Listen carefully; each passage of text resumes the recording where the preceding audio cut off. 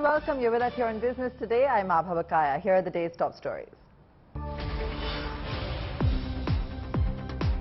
Equities jumped to a 5-month high with Nifty above 18,000 for the first time since April. Sensex soars over 450 points. Financials, FMCG, metal stocks shine. The rupee climbs to a 5-week high on US dollar inflows.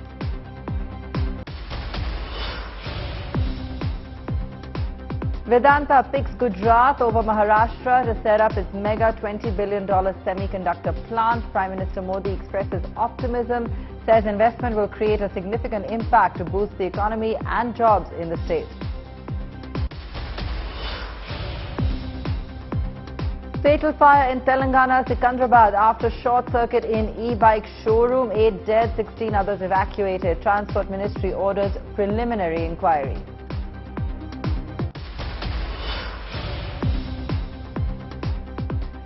Infosys warns employees against moonlighting in an email sent to employees. Company says dual employment is not permitted and it could lead to termination.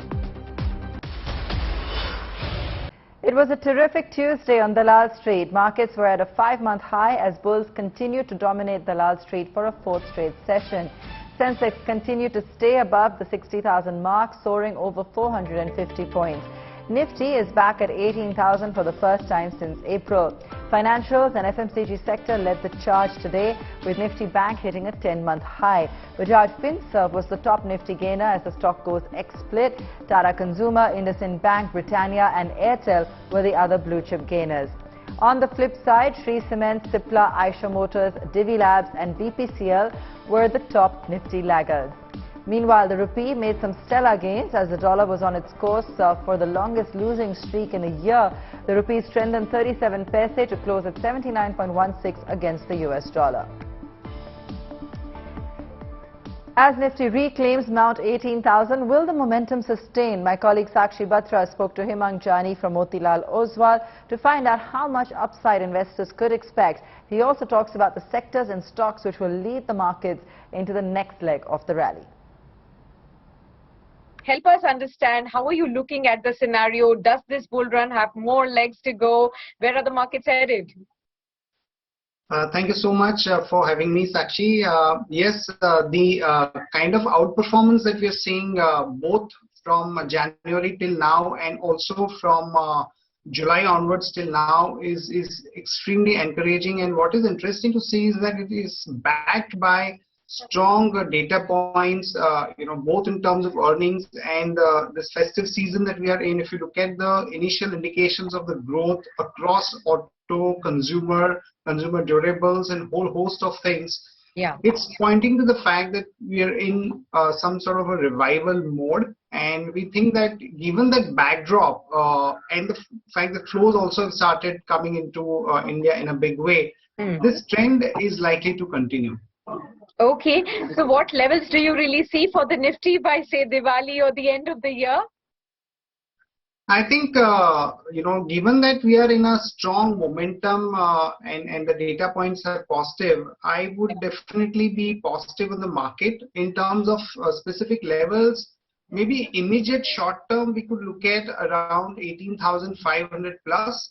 But if one has a medium to long term perspective, I think another 15% kind of an upside in the index is very much possible. Okay, so what would be your top bets now that we are approaching the festive season? You talked about consumption space, you talked about banks and the other spaces. What are your top bets at this point in time? So our top bets would be banks. So names like SBI and ICICI Bank are there. Apart from that, IT, which is showing some sort of a pullback. So Infosys and TCS are top bets over there. In consumption, we like something like HUL, Jubilant Food and Titan. And, auto, we like Maruti and Motherson Sumi, which is an auto ancillary play. Defense, we like BL. Hotels, we like Indian Hotels. So I think, these are the names where we have a very high conviction in terms of growth, visibility, and the valuations both. The chips are down for Maharashtra, with Vedanta choosing Prime Minister Narendra Modi's home state, Gujarat, to set up its mega $20 billion semiconductor manufacturing plant. An MOU was signed between the company and the Gujarat government this morning. Vedanta's decision is a big blow for Maharashtra, which was aggressively wooing the game-changing investment for several months, with the former Deputy Chief Minister of the Shiv Sena-led state government taking to Twitter to express his dismay over the choice of location of the plant. A big feather in the cap of India's Atmanirbhar mission, and a bigger one still for Gujarat, which has pipped Maharashtra, Karnataka and Telangana to be the state attracting India's first big semiconductor mega investment. A joint venture of Vedanta and Foxconn said it will invest nearly 1,54,000 crore rupees to set up 2 projects near Ahmedabad, a display fabrication unit and an integrated semiconductor fab unit and an outsourced semiconductor assembly and test facility. Gujarat state electronics mission इस project की सफलता के लिए आपको हर संभव सहायता प्रदान करेगा। मैं आपको आश्वस्त कर देना चाहता हूं कि इस प्रोजेक्ट को सफल बनाने के लिए आपको गुजरात सरकार के हर विभाग का पूरा सहयोग मिलेगा। The issue, meanwhile, took on a political hue, with Maharashtra's former Mahavikas Aghadi government accusing the new dispensation of giving away the prestigious project to Gujarat. Interestingly, Sterlite, a Vedanta company, already has an optic fiber manufacturing facility in Maharashtra's Aurangabad. We worked with those teams very closely, be it with Mr. Agarwal, be it with the entire team, the consultants. We've shown them the locations. We had shown them across Maharashtra. We said whenever an investment is coming into a state, we don't give them an option that you go here or there. They choose and we provide the facilities and we provide the talent pool coming from our state. The problem here lies that after everything was done, even the current dispensation tweeted that we are bringing this industry here.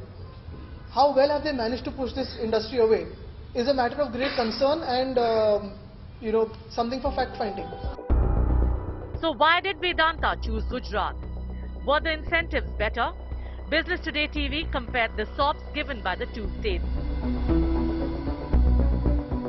While Gujarat's newly minted semiconductor policy, which came into force in July this year, seems to have attracted the Vedanta-Foxconn duo, Maharashtra's Electronics Policy 2016 also promises similar incentives to greenfield units.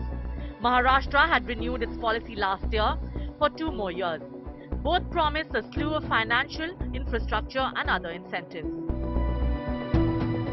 Vedanta's decision drew a quick reaction from Prime Minister Narendra Modi, who tweeted that the investment will create more jobs and help MSMEs. Ahmedabad में थोड़ी कंजूसी है, government में थोड़ी कंजूसी है। इस बार पहली बार मैंने देखा, दिल खोल के इन्होंने इंसेंटिव दी है, दिल खोल के इन्होंने बात की है। ये जमीन चाहे हमको चाहिए, चाहे हमको इंसेंटिव चाहिए, वो लोग बोलते आपको, और या इलेक्ट्रिसिटी चाहिए, पानी चाहिए। पानी, देखिए 4 चीजें हमें चाहिए। एक तो पानी चाहिए, एक हमको इलेक्ट्रिसिटी चाहिए, एक हमारी जो सब्सिडी है वो हमको चाहिए। इन्होंने आगे से बढ़ के दी है, कहीं उसमें कोई नेगोशिएशन नहीं किया। The semiconductor plant announcement is big boost for Gujarat Chief Minister Bhupendra Patel, who faces assembly elections this December. Home Minister Amit Shah used the opportunity to praise the Chief Minister for completing 1 year in office and attracting big investments in the state.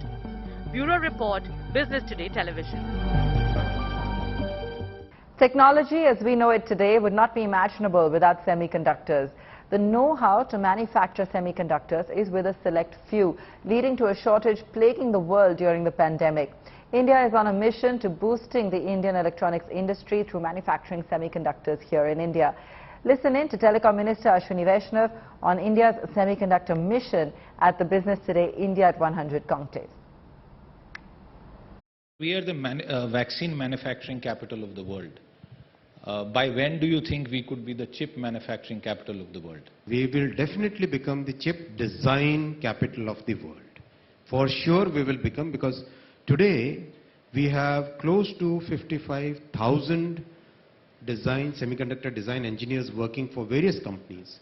And as part of our semiconductor program, we have brought out a design-led scheme where people, the engineers who want to try out their luck in designing semiconductor chips, they can come out, they can use common facilities which are getting developed at CDAC unit in Pune and start up their venture. If they succeed, well and good. Even if they do not succeed, there is a great ecosystem which is already there.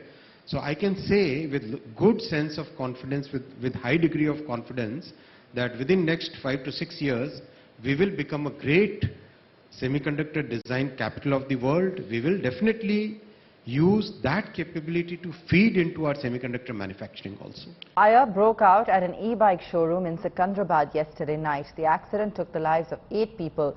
According to a preliminary investigation, the electric scooters were being charged on the ground floor, which may have caused a short circuit.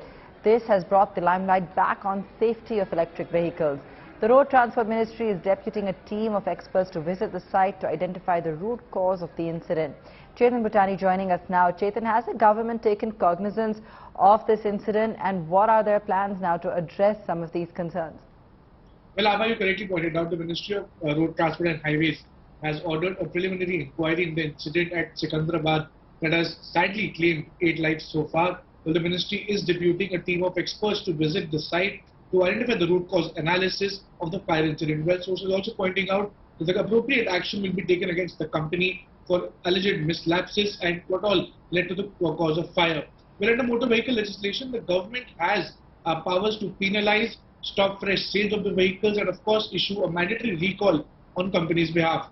Well, this time a Greater Noida-based company, Gemopai Electric, is said to be involved in the fire incident. However, this company is a joint venture with Delhi-based Boreen e-mobility and China-based electric vehicle manufacturer Opai Electric. So clearly, in times to come, the question really rises on the safety of electric batteries and the cells manufactured by the Chinese companies. In fact, earlier this month, the Ministry of Road Transport and Highways had in fact notified additional safety norms for EV batteries that would eventually come into effect from October 1st. So clearly, some other measures that the government would need to take fast so that such incidents could be avoided in the near future. All right, Chetan, thanks so much for joining us with that. Adopting the toughest stance yet on the much-debated moonlighting issue, Infosys has forbidden its employees from taking on a second job. An email sent out by the Infosys HR department reads, and we quote, "Remember, no true timing, no moonlighting." The email text stresses on clauses of the employment contract which restrict employees from taking up secondary employment. The Infosys employee contract, Business Today TV had shown just last month, explicitly prohibits employees from taking employment in any form in other organizations without the consent of Infosys. The moonlighting debate was triggered when Wipro top honcho Rishad Premji termed the practice clean and simple cheating. India's third largest software exporter, HCL Technologies, has laid off 350 employees globally who were working on its client Microsoft's news-related products, signaling an increasingly tough business environment. The employees were informed about the same in a town hall last week. These employees were laid off from across geographies including Guatemala, Philippines and India, to name a few. The last day of work for the employees will be September 30th and they will be offered severance pay. Making a strong pitch to boost the manufacturing sector, the Finance Minister Nirmala Sitharaman made an appeal to India Inc. at the 5th edition of the Mind Summit today. She asked Indian industry, "What's stopping you?" citing that countries abroad think India is the place to be right now. If it's not sort of impertinent to say this now, I equally would want to know from the Indian industry, what is it that they are hesitant about even further? Since 2019, when I've taken charge of the finance ministry, I've been hearing, though the industry doesn't think it's conducive. All right, bring the rate down. All right, tax rate was brought down. And I keep defending industry, private sector, where even provocatively people have asked, what would you want to tell the private sector? We will do everything to get industry coming and investing here. Give PLI, we've given PLI. I want to hear from the Indian Inc. What's stopping you? When countries and industries abroad think this is the place to be in now, at this time, FDIs are coming, FPIs are coming. It's all, the stock market is so confident, the Indian retail investor believes in them. Is it like Hanuman? You don't believe in your own capacity, in your own strength. And has there got to be somebody, you know, standing next and say, hey, you are Hanuman, do it. And who's that person who's going to tell the Hanuman? It can't certainly be the government. It's a temple the Ambani family visits frequently on special occasions like birthdays and anniversaries, or even before or after a big business deal. On Monday, Mukesh Ambani was once again at the Srinathji temple in the temple town of Nathdwara in Rajasthan, as Reliance Jio prepares to begin offering high-speed 5th-generation mobile services in India.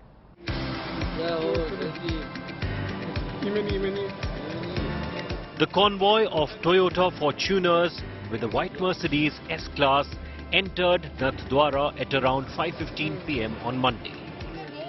In the Mercedes were Mukesh Ambani, his son Anant Ambani's fiancée Radhika Merchant, and long-time RIL director Manoj Modi.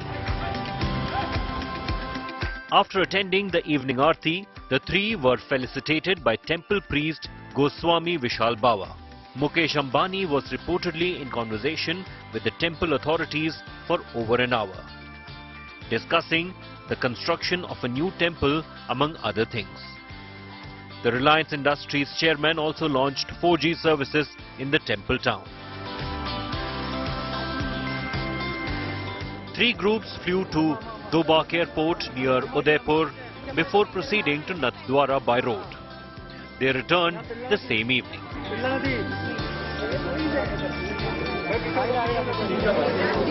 The Ambani family has been a fervent believer of Srinathji, and they often visit Nathdwara on occasions like birthdays, anniversaries, or before a big business deal. The group had recently acquired the polyester business of Shubhalakshmi Polyesters for 1,522 crore rupees. And the company is getting ready to roll out one of its biggest projects ever, its ultra-high-speed 5G telecom network, next month. Meanwhile, Sunil Bharti Mittal, the chairman of Airtel, the other company launching 5G operations next month, has his own beliefs before major business deals. Mittal not only goes vegetarian, but also used to wear only a specific brand of shoes for crucial meetings. Bureau Report, Business Today Television. And that's where we leave it on the show tonight. Thanks so much for watching.